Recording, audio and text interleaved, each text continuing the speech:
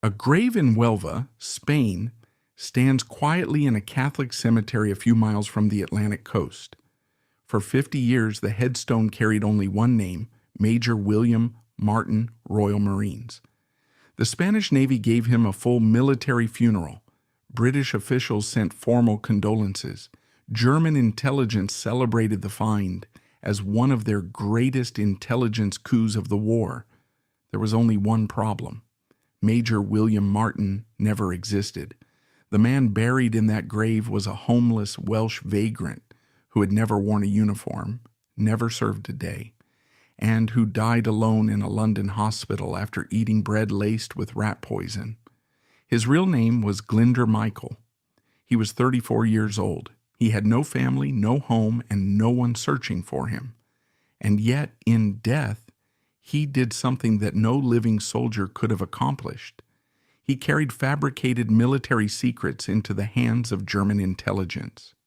He convinced Adolf Hitler to redirect an entire Panzer division and 90,000 elite troops away from the actual Allied invasion target. He helped change the course of the Second World War. This is the story of how that happened. It involves a sardine fisherman, a Grand Prix racing driver, a submarine commander reading psalms in the dark, a Soviet spy operating inside British intelligence, and a German officer who may have recognized the lie and endorsed it anyway.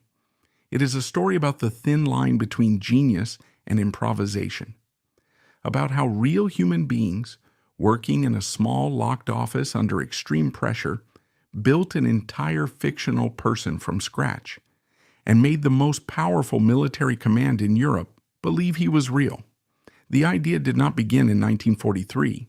It began in a sense in 1939, barely 3 weeks after Britain entered the war. On September 29, 1939, Rear Admiral John Godfrey, the Director of Naval Intelligence, circulated a highly classified document to the chiefs of British intelligence. The document was known as the Trout Memo, and it compared the art of military deception to fly fishing. A patient planner, the memo argued, must continuously cast realistic lures, change venues, and slowly draw the enemy into a trap. Godfrey's name was on the document, but historians have established that the memo was drafted by his assistant, Lieutenant Commander Ian Fleming, the same Ian Fleming who would later create James Bond, drawing heavily on his wartime naval intelligence experience.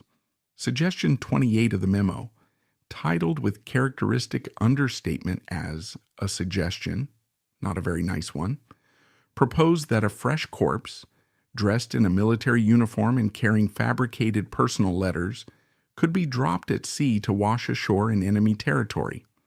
The idea was noted and filed. For 3 years, it stayed there. Then in September 1942, a real disaster gave the concept its proof of concept.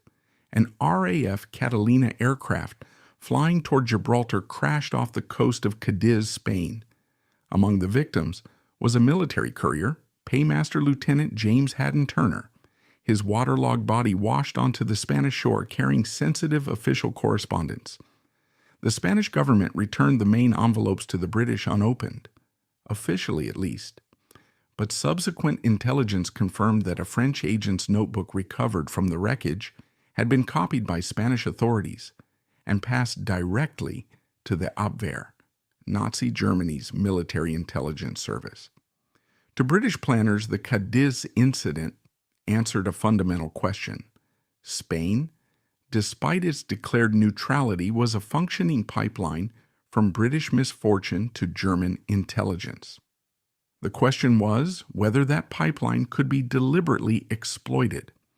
Flight Lieutenant Charles Cholmondeley of MI5 thought it could.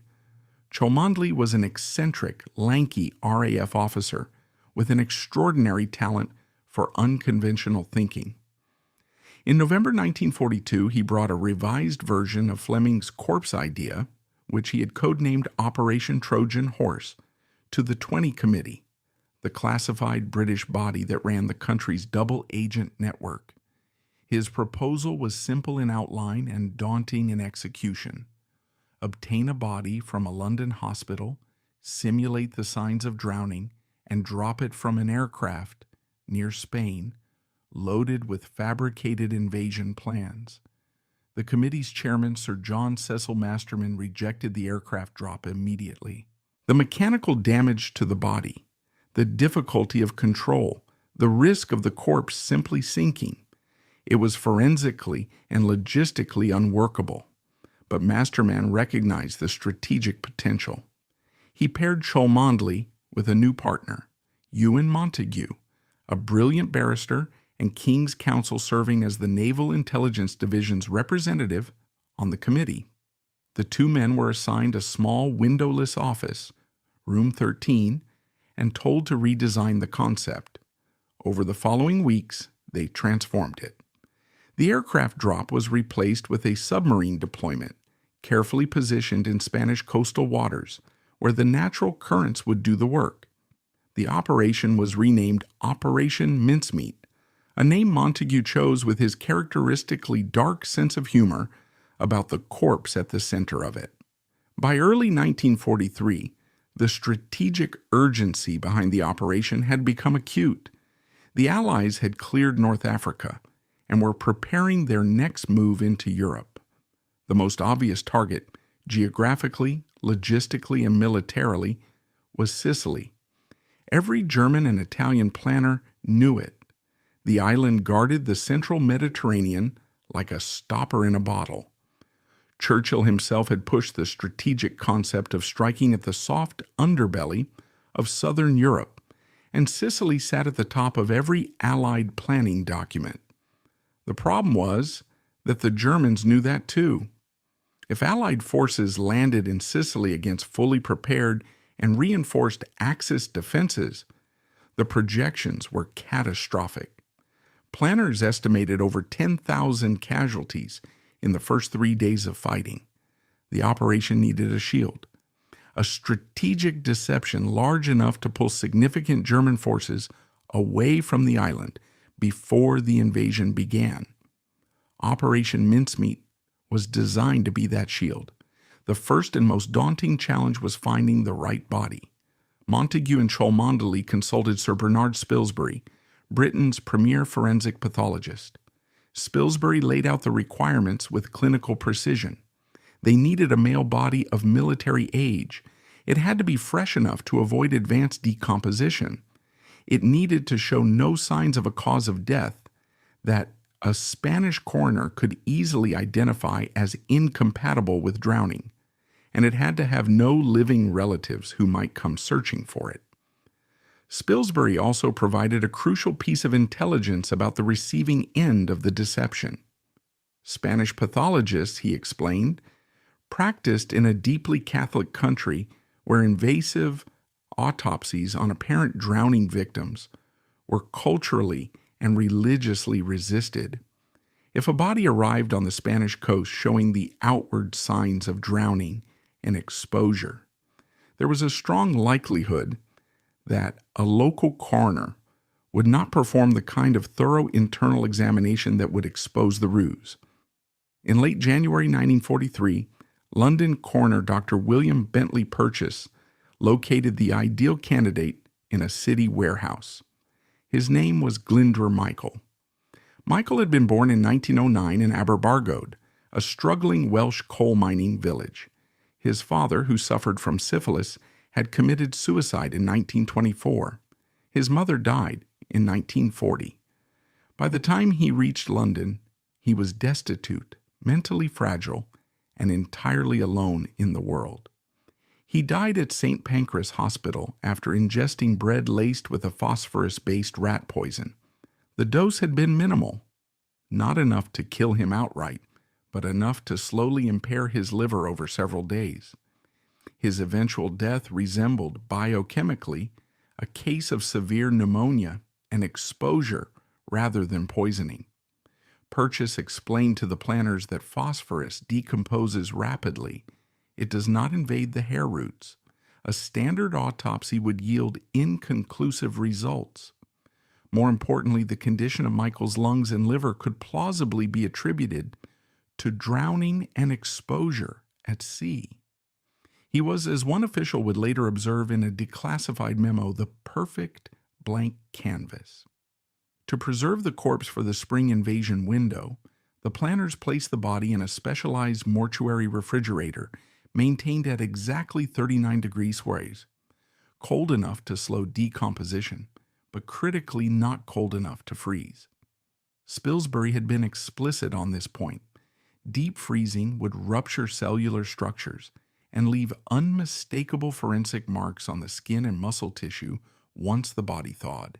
Any skilled pathologist would recognize them instantly. The preservation had to be precise. The next phase was constructing the identity. Major William Martin, Royal Marines, was built from almost nothing. Cholmondeley wore the Royal Marines battle dress uniform around MI5 offices for weeks, physically aging the fabric. Montague spent evenings rubbing a freshly issued military identity card against his trouser leg to simulate years of active service. Because every available photograph of the actual corpse looked obviously dead, the ID card carried a photograph of an MI5 officer named Ronnie Reed instead. The pocket litter was assembled with the attention to detail of a novelist building a character. A letter from a bank demanding repayment of an overdraft. Theater ticket stubs from a West End show on April 22nd. Love letters from a fiancée named Pam. The photograph of Pam was supplied by Jean Leslie, a young MI5 clerk working in the building, an energetic, charismatic young woman who found herself playing a fictional role of unexpected emotional complexity. Those love letters, in particular, became something more than professional documents. Montague and Jean began to inhabit the roles of Bill and Pam in a way that blurred the boundaries between operational necessity and genuine feeling. They wrote letters to each other in character, went to London clubs together. Charles Cholmondeley, quiet and socially reserved, had developed an unrequited attraction to Jean. He watched the relationship between his partner and the woman he admired from the other side of a small locked room. The tension in room 13 became, in its own way, as taut as anything happening in the field. The core documents were the operational heart of the deception. Montague and Cholmondeley quickly understood that formal, dry military directives would look like exactly what they were, a planted fabrication. Instead, they designed the key letters to read as personal, informal communications between senior commanders, the kind of off-the-record exchanges that never appeared in official briefings, and which a German analyst might believe were never intended to be intercepted. The primary document was a handwritten letter from Lieutenant General Sir Archibald Nye, Vice Chief of the Imperial General Staff, addressed to General Sir Harold Alexander in North Africa. After several failed draft attempts, the planning team's versions were too formal, too careful. Montague had Nye write the letter himself. The resulting text moved naturally through administrative matters before casually mentioning upcoming Mediterranean operations, referring to the actual Sicily codename Husky, while describing Sicily itself as merely a cover target intended to deceive the Germans. The real targets, the letter implied, were Greece and Sardinia. A second letter, signed by Lord Louis Mountbatten, introduced Major Martin as a landing craft expert, being transferred to the Mediterranean staff, and included, almost in passing, a self-deprecating joke about sardines, a small, seemingly throwaway detail that would plant an additional subliminal pointer toward Sardinia in the mind of any German analyst reading it. The documents were placed inside a locked black leather briefcase, which was chained securely to Major Martin's trench coat through his belt loops. To transport the body to the submarine, the planners used a custom-built cylindrical steel canister designed by Charles Fraser Smith, the man who supplied technical gadgetry to wartime intelligence and who would later serve as one of the real-life inspirations for James Bond's Q. The canister was packed with 22 pounds of dry ice, labeled optical instruments, and prepared for the road. On April 17, 1943, Montague, Cholmondeley, and Dr. Bentley Purchase extracted the body of Glyndwr Michael from cold storage for the last time. The stiffened, frozen feet presented an immediate problem. The dry leather military boots would not slide over them. The team resorted to heat lamps, carefully warming the feet of the corpse until the leather could be eased on. It was a grim, unglamorous moment at the center of a highly sophisticated intelligence operation. The uniform was checked, the pocket litter distributed, the briefcase secured, and a St. Christopher medallion hung around the neck of the man who had been Glyndwr Michael and was now Major William Martin. The sealed canister was loaded into the back of a 1937 Fordson van. The driver was St. John Jock Horsfall, a pre-war Grand Prix racing champion who had turned his elite mechanical skills toward wartime transport operations for MI5. Horsfall drove through the night, through blacked-out British roads in spring darkness, north toward Holyloch in Scotland, where the submarine HMS Seraph was waiting. He nearly lost control from exhaustion at least once. He didn't stop. At Holyloch, the canister was loaded onto the deck of the Seraph. The submarine's 44-man crew were told they were carrying sensitive meteorological equipment under the command of Lieutenant Norman Bill Jewell, a quietly fearless officer who had already run several extraordinary clandestine missions in the Mediterranean and who fought the entire war on undetected broken vertebrae in his neck. HMS Seraph slipped out of harbor on April 19th and headed south. The transit was not without incident. Somewhere in the Bay of Biscay, the submarine was attacked by an Allied RAF patrol aircraft that mistook it for a German U-boat. The Seraph survived. The crew continued to believe they were carrying meteorological equipment. Inside the canister, the dry ice slowly sublimated, maintaining the corpse in a state of minimal decay. The body arrived in condition. In the early hours of April 30th, HMS Seraph surfaced approximately 1 mile off the coast of Huelva in southern Spain. The time was 04:30. The sky was moonless. Jewell ordered the crew below deck, leaving only the officers on the bridge. The canister was opened, the dry ice was cleared. The officers inflated Major Martin's Mae West life jacket. Jewell, who had never performed a burial at sea, read the 39th Psalm over the body before the launch.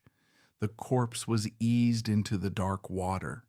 The submarine's engines were briefly revved, the propeller wash nudging the body toward the Spanish shore. A small rubber dinghy was released nearby to complete the visual tableau of a crashed aircraft. Jewell watched until both had drifted toward the coastline, then took the Seraph back down. He sent a coded signal back to London. Mincemeat complete. At 07:30 that morning, a sardine fisherman named Jose Antonio Rey Maria spotted the floating body near the beach of El Portil. He brought the corpse to the port of Huelva, where the Spanish Navy took custody. The local representative of the Abwehr, a man officially employed as an agricultural technician named Adolf Klaus, was notified almost immediately. What happened next nearly destroyed everything. Sir Bernard Spilsbury had assured the planners that the local Spanish coroner in Huelva would be a general practitioner, the kind of overworked, understaffed provincial doctor who would quickly accept the surface indicators of a drowning and move on. Instead, the Spanish government had dispatched an elite forensic specialist from the University of Madrid. His specific academic specialty was the investigation of marine drownings. British Vice Consul Francis Haselden, who had been prepositioned in Huelva and was running the local end of the operation on direct cables from Madrid, understood immediately what a thorough internal autopsy would reveal. Major Martin's lungs lacked the seawater debris and microscopic diatom concentrations typical of ocean drowning. A skilled pathologist would find traces of phosphorus rat poisoning instead. Hazelden entered the morgue. The heat in the room, amplified by the Spanish spring sun, and the smell of advanced decomposition was intense. He complained loudly about both. He suggested to the forensic expert that the body should be buried quickly, that the heat was becoming a public health concern, that the condition of the remains made further examination both unpleasant and unnecessary. He suggested an early lunch. He was, by all subsequent accounts, extraordinarily calm. The forensic expert concluded his examination without opening the chest cavity. He signed the drowning certificate. Major William Martin was buried with full military honors on May 4th at the Huelva Cemetery, the funeral observed from a discreet distance by Adolf Klaus. In Madrid, the operation moved into its second equally dangerous phase. Alan Hilgarth, the sharp-minded British naval attaché who ran intelligence networks across the Iberian Peninsula, now had to ensure that the Spanish military passed the briefcase's contents to the Germans before returning it to the British. The mechanism he used was elegant and counterintuitive. The British knew that the Germans had broken their diplomatic cipher codes. Hilgarth exploited this directly. He sent a series of increasingly frantic encoded telegrams to London demanding the immediate recovery of the briefcase at all costs, broadcasting British panic across frequencies he knew the Germans were reading. The result was predictable. Major Karl Erich Kuhlenthal, the head of German espionage operations in Madrid, immediately pushed his Spanish military contacts to secure the documents. Kuhlenthal had a personal reason to be motivated. He possessed partially Jewish ancestry, a fact that made his position within the Abwehr precarious. He had built his career on delivering high-impact intelligence to Berlin, and he was not inclined to slow down and perform rigorous verification when a spectacular find landed on his doorstep. On May 9th, Lieutenant Colonel Ramon Pardo Suarez of the Spanish General Staff removed the documents from the Navy registry, bypassing his own superiors, and delivered the briefcase to Kuhlenthal's team for exactly 1 hour. During that window, the German agents carefully photographed every page using a technique that left no obvious damage. They then returned the briefcase and the documents to the Spanish Navy. The briefcase was formally returned to Hazelden on May 11th and sent immediately to London via diplomatic bag. In room 13, Montague and Cholmondeley stood over the returned briefcase and prepared themselves for the verdict. The outer envelopes looked, under normal examination, completely undisturbed. The wax seals appeared pristine. For a moment that must have lasted longer than it was. The operation seemed to have failed. Then the technicians applied a specialized re-soaking technique, wetting the paper fibers and examining them under high magnification. What they found was precise and definitive. The microscopic crimping of the paper showed that the letters had been tightly rolled around a thin split metal rod, inserted through the side of the envelope and pulled out through the narrow gap beneath the wax seal. The German agents had read every word while leaving the surface appearance completely intact. Inside the folded letter, a single black eyelash that Montague had placed there before sealing was gone. A secure cable was sent to Winston Churchill. The message was 4 words: "Mincemeat swallowed whole." In Berlin, the photographs of Major Martin's documents had been evaluated by Lieutenant Colonel Baron Alexis von Rohen, the Chief of Foreign Armies West. Foreign Armies West, or Fremde Heere West, was the German Army's primary Western intelligence analysis division. Von Rohen was Hitler's most trusted intelligence analyst. His early war assessments had been celebrated for their accuracy, and he had direct access to the Oberkommando des Heer, the German Army High Command. Von Roene declared the documents absolutely convincing and forwarded them with his full endorsement directly to Hitler and the Army General Staff. What happened next? Modern historians find deeply difficult to interpret with certainty. Von Roene was not simply a brilliant intelligence officer. He was a deeply devout Christian who privately despised the Nazi regime and its racial policies. He had personal connections to the conspirators who would attempt to assassinate Hitler on July 20th, 1944. The declassified diaries of Information Minister Joseph Goebbels show that some members of the German High Command harbored initial doubts about the documents. Goebbels himself wrote that the letters seemed almost too convenient. Yet he noted that the Abwehr chief, Admiral Wilhelm Canaris, was energetically insisting they were genuine. Ultimately, the broader strategic picture did the rest. The Germans had already convinced themselves that an Allied attack on Greece and Sardinia was the most logical next move. The Mincemeat documents didn't create that belief, they confirmed it. Whether von Roene was genuinely deceived or whether he recognized the Allied fabrication and deliberately endorsed it to undermine Hitler's defenses in Sicily remains one of the genuinely unresolved questions of the operation. The available evidence supports both possibilities. What is not disputed is what happened next. On May 12, 1943, Adolf Hitler personally issued a formal command directive restructuring German defensive priorities across southern Europe. An entire Panzer division, along with 90,000 elite troops, was transferred from Sicily to Greece. Infantry divisions, fighter squadrons, artillery networks, and torpedo boats were redirected toward Sardinia, Corsica, and the Balkans.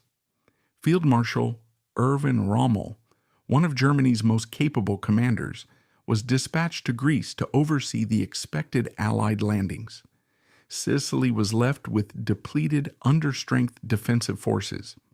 The operation that had begun with a memo comparing intelligence to fly fishing had caught its fish. There was one more dangerous moment before the invasion. Several days after the burial, Montagu received intelligence that skeptical Abwehr officials in Madrid had lobbied the Spanish military to exhume the body for a second post-mortem by German pathologists.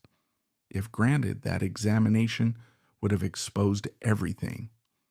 Montagu met with Dr. Purchas to assess the risk. Purchas's answer provided the only available reassurance. Phosphorus, unlike arsenic, decomposes rapidly in human tissue and does not persist in the hair roots. A second autopsy would likely yield inconclusive results. The biochemistry of Michael's death had, in a way that no one had deliberately planned for, provided its own protection. The question was moot in any case. The Spanish Navy, citing bureaucratic pride and the Catholic tradition of respect for the dead, flatly rejected the German request for exhumation. The secret held. On July 9, 1943, Allied forces launched the invasion of Sicily under Operation Husky. The German Panzer division that should have been defending the beaches was in Greece. The infantry divisions that should have been holding the coastline had been redeployed to Sardinia. The actual casualties in the first days of fighting fell to approximately $7,000, thousands fewer than the original projections. Sicily was fully secured in just over a month. The strategic consequences moved quickly from there. The fall of Sicily shattered Italian public confidence in the war. Within weeks, Benito Mussolini was removed from power. Italy exited the Axis alliance. Germany was forced to divert massive additional forces to occupy the entire Italian peninsula, permanently draining reserves that were desperately needed on the Eastern Front. The chain of consequences from a dead Welsh vagrant, a locked briefcase, and a sardine fisherman extended further than any of the planners in Room 13 could have fully anticipated. For the people involved, the aftermath was complicated, and in some cases, tragic. Ewan Montagu received the Order of the British Empire and served as the judge advocate of the fleet from 1945 to 1973. In 1953, he published a memoir of the operation titled The Man Who Never Was. It was a bestseller and it was heavily sanitized. Montagu presented a fictionalized account of obtaining the body with the blessing of the man's family. He did not name Glyndwr Michael, and he concealed the more sensitive operational details that remained classified for decades. He died in 1985, having spent much of his post-war life carrying the operation's secrets alongside its recognition. Charles Cholmondeley returned to standard duties and lived quietly, largely avoiding public notoriety.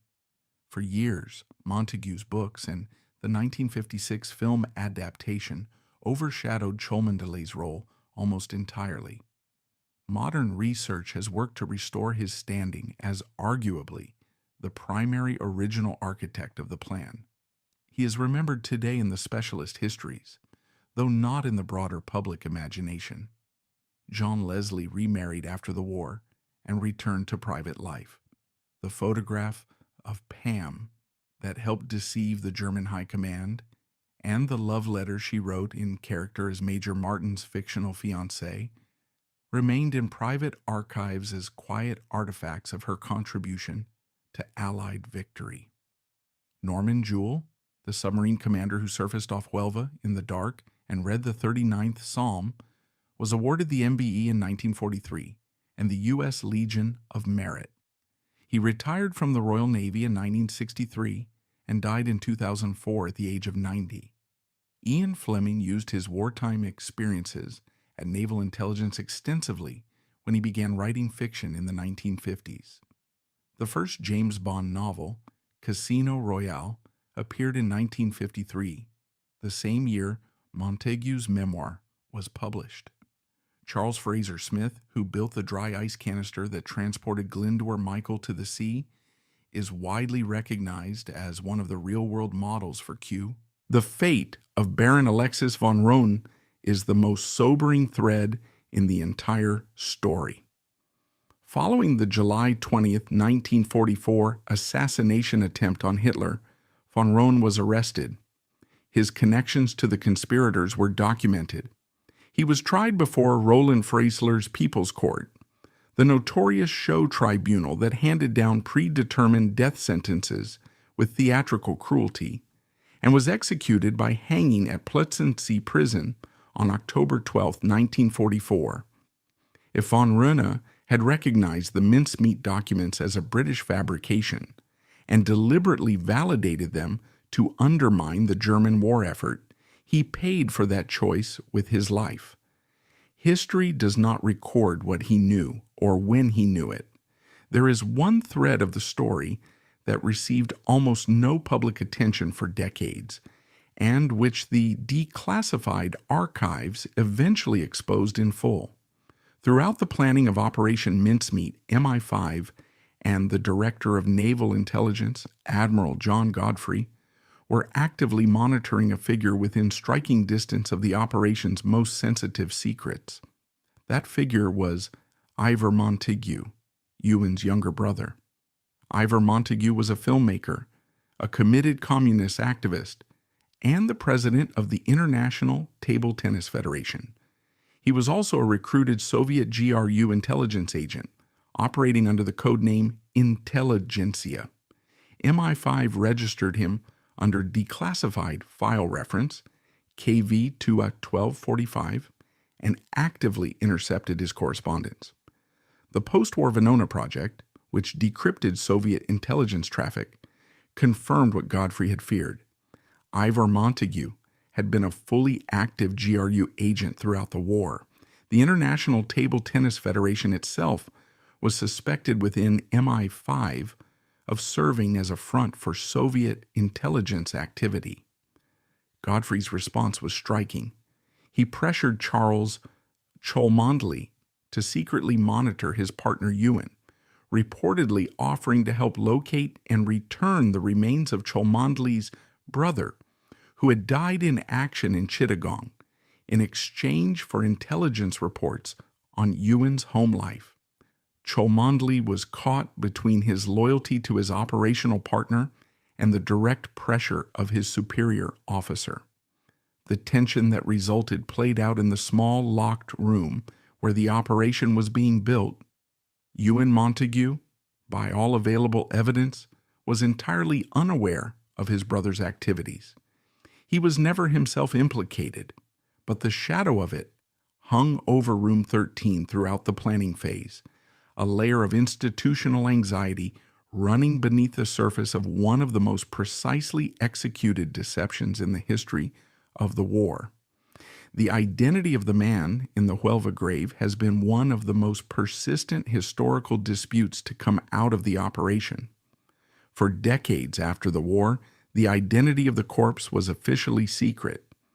Ewan Montagu's 1953 memoir avoided naming the individual entirely. When researcher Roger Morgan finally uncovered Glyndwr Michael's name in declassified files at the Public Record Office in Kew in 1996, it triggered a formal re-examination of the historical record. In 1998, the Commonwealth War Graves Commission officially added Michael's name to the headstone in Huelva, which now reads, Glyndwr Michael served as Major William Martin, RM. That should have settled the matter. It did not.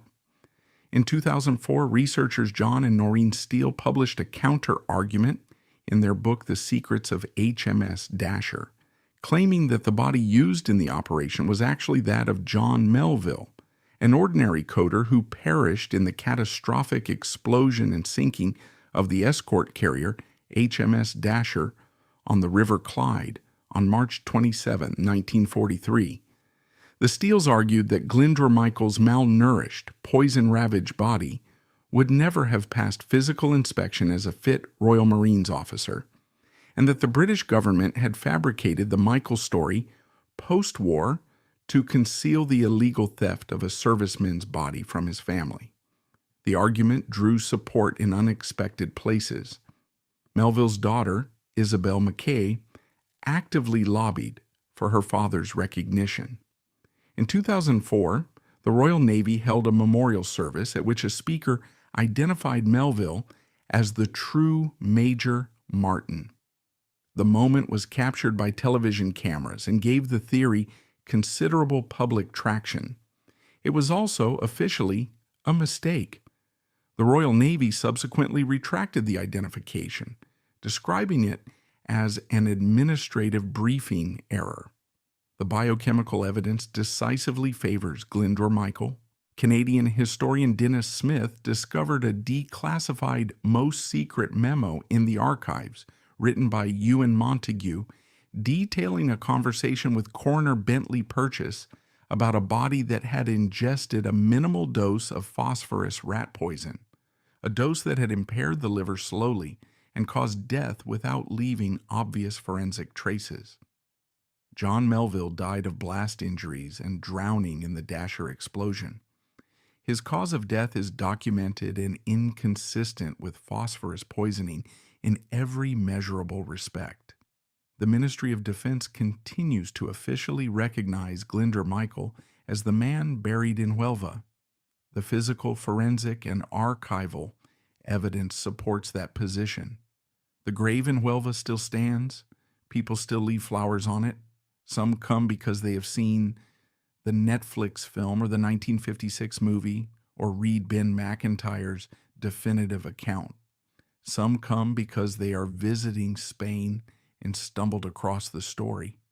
A few come because they have spent serious time with the declassified archives and feel, perhaps irrationally, that the headstone represents something worth honoring in person. What they are honoring in the end is something genuinely strange and difficult to categorize. The strategic success of the operation is measurable. Approximately 3,000 Allied soldiers, who might have died in the first days of the Sicilian invasion survived because German forces were defending the wrong coastline. The political consequences cascaded from there: the fall of Mussolini, Italy's exit from the war, the German overextension in the Italian campaign, with effects that extended through 1945. The human texture of the operation is less easy to quantify. A senior British officer wore a dead man's uniform to a London office every day for weeks, breaking it in. A young woman wrote love letters in a dead man's name to a married man who would not become her husband. A submarine captain read the Psalms to the dark Atlantic before lowering a homeless stranger into the water. A German colonel may have looked at fabricated British documents, recognized them as fabricated, and endorsed them anyway, and died for it on a meat hook 14 months later. Ewan Montague wrote of Glyndwr Michael in his post-war memoir, "The only worthwhile thing he ever did, he did after his death." The sentence is true. It is also, if you sit with it for a moment, a genuinely complicated thing to say about another human being. Michael was deemed unfit for military service when he was alive. He was not offered the chance to contribute to the war in any capacity that would have given his life meaning or direction.